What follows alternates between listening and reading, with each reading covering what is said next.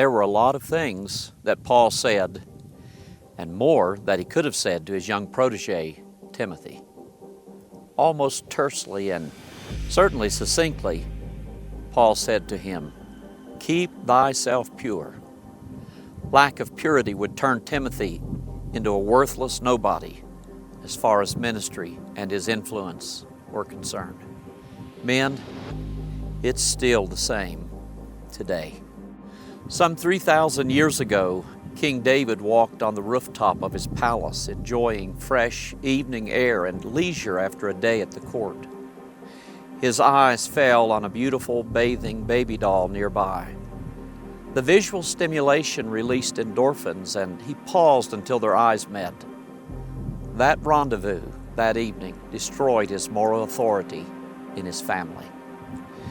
Satan used David's immorality to bring about Absalom's revolution and death. David never fully recovered from that fateful evening on the rooftop. You won't either. I wish David had kept himself pure. He was the sweet psalmist of Israel. He was the anointed king, warrior, and leader in worship. I wish we could know the story that might have been. Guys, purity is one of the very highest treasures you can seek. Purity will set you apart from the run-of-the-mill people in the world.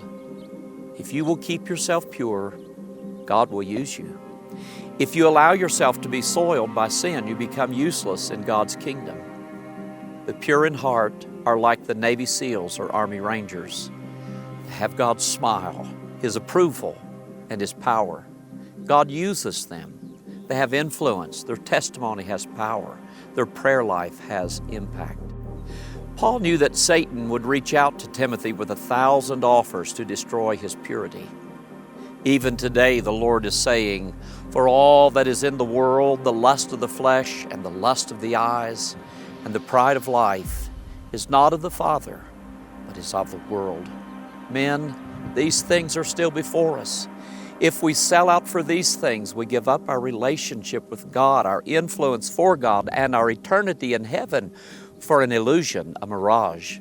Sometimes for some endorphins to splash their pleasant hormonal feelings across the brain for a little while, we sell our birthright.